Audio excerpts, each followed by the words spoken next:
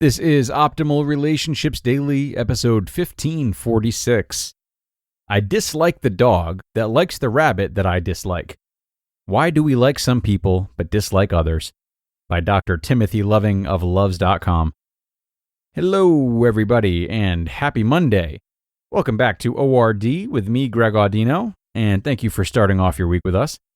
Now, today's article is something that you can take into consideration no matter who you'll be interacting with this week, as we're going to be learning about what types of people we are more inclined to get along with and why.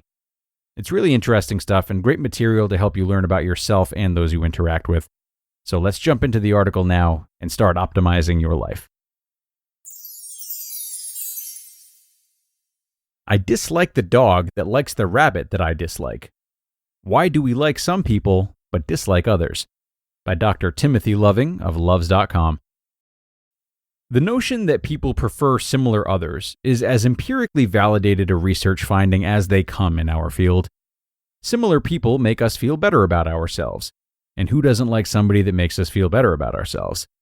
In fact, the preference for similarity is so common that it's considered a general characteristic of the human condition, and it's not hard to imagine how preferring to hang around similar people and avoiding dissimilar people might benefit survival. Recently, researchers have begun to identify exactly how early this preference for similar others begins to develop. One can't help but wonder whether this universal preference for similar others is nature, i.e. we're born with it, or nurture, i.e. others, such as our parents, teach us to like similar others and not like dissimilar others. For example, one recent study revealed that the desire for similarity is evident early in life. Quote, infants prefer individuals who share their own preferences for food, clothing, or toys over those who have expressed contrasting preferences. End quote. But do these findings extend to the social world? In other words, at a very early age, do we prefer those who prefer people like us and dislike people different than us, i.e., enemies of my enemies are my friends? To test this idea, the researchers conducted two studies in which they put 9-month-olds and 14-month-olds through an ingenious protocol. The two different age groups allowed the researchers to test whether preferences for others change during the early part of life, thus providing some data on the nature versus nurture distinction. The first study was broken up into 4 parts. Part 1, children indicated which they liked more, green beans or graham crackers. Shockingly, to this parent of a 4-year-old and 2-year-old, a healthy proportion of 14 months old, 31%, and 9-month-olds, 47%, preferred green beans.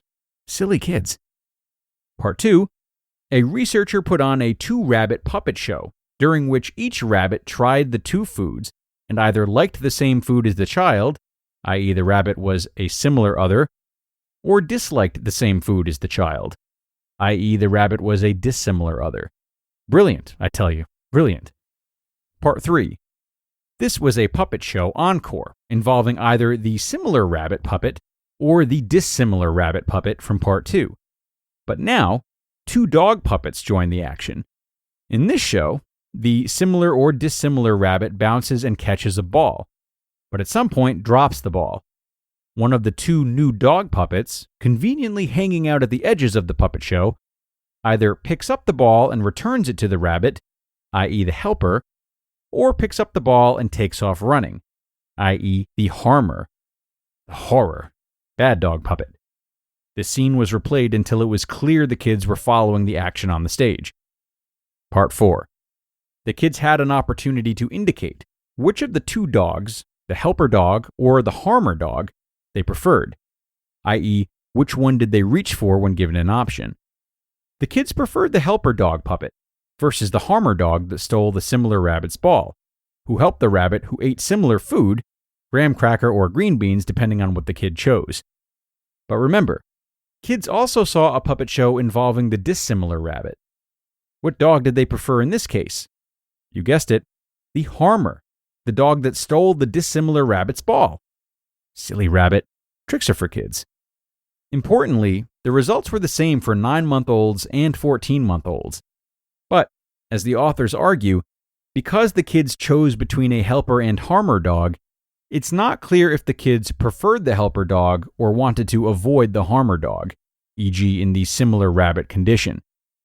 To address this limitation, they conducted a study 2, in which the kids chose between either the helper or harmer dog and a neutral dog puppet that they had not previously seen. Now the researchers could get a feel for the direction of the effect, and it's a good thing they did. With the neutral dog in the mix, 14-month-olds in the similar rabbit condition preferred the helper dog to the neutral dog, and preferred the neutral dog to the harmer dog. In the dissimilar condition, you guessed it, just the opposite pattern. The 14-month-olds preferred the harmer dog to the neutral dog, and preferred the neutral dog to the helper dog. But, unlike the 14-month-olds, the 9-month-olds showed no clear preferences when the neutral dog was in the mix. The overall results led to a pretty clear-cut conclusion. Quote, both 9 and 14-month-olds prefer individuals who harm dissimilar others over those who help them. And by 14 months of age, these evaluations are sufficiently strong to allow infants to distinguish helpful and harmful individuals from neutral ones. End quote. What's really interesting about all of this is that the kids didn't show a preference for helpful versus harmful people.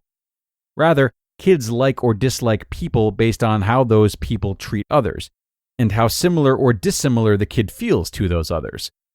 Or, as the authors eloquently stated, quote, infants' evaluations were specifically related to target similarity to themselves, rather than, for example, generally wishing graham cracker lovers well and green bean lovers harm. End quote. Now, exactly how is it that these patterns of preferences take root is tough to say. The differences between the 9-month-olds and the 14-month-olds could reflect a learning process, e.g., 14-month-olds have had longer to learn these preferences, or they could reflect more natural biological development, e.g., these preferences become more ingrained as the brain grows and matures. Most likely, it's a little bit of both at play. So, for all of you parents out there, keep an eye on your kids when they play with puppets, stuffed animals, or pirate's booty. Yes, even pirate's booty is personified in my house. They might just clue you into how they view the social world around them. You just listened to the post titled, I disliked the dog that likes the rabbit that I dislike. Why do we like some people but dislike others? By Dr. Timothy Loving of Luvze.com. And another gem from Dr. Timothy. Thanks a lot to him for that. Now, obviously, there are a lot of takeaways from an article like this. A lot of opportunities for self-reflection, too. And one way that I think this is a particularly helpful article is because it provides a lot of insight for those of us who might feel a little bit lost, right? One who might feel a little detached from their identity. You know, oftentimes in life we can lose track of ourselves and our values, and rebuilding can be a very confusing process, as we don't quite know who we fit in with at that time. If you find yourself feeling this way, take Dr. Timothy's work today and apply it. Who are the people that you're constantly rooting for? Who are the people whose defense you're quick to jump to? Or who do you hate injustices being done onto? Observing the groups of people that you naturally care for in this way could really show you who you've turned into and who you best identify with in this otherwise misunderstood period of life and identity. Definitely some things to consider. It is time to call it for today, though, everybody. So thank you, as always, for being here and enjoying this work with me. I always love the research from Luvze.com. I hope you do too. Have a great start to your week, and I'll see you tomorrow for another post. That's where your optimal life awaits.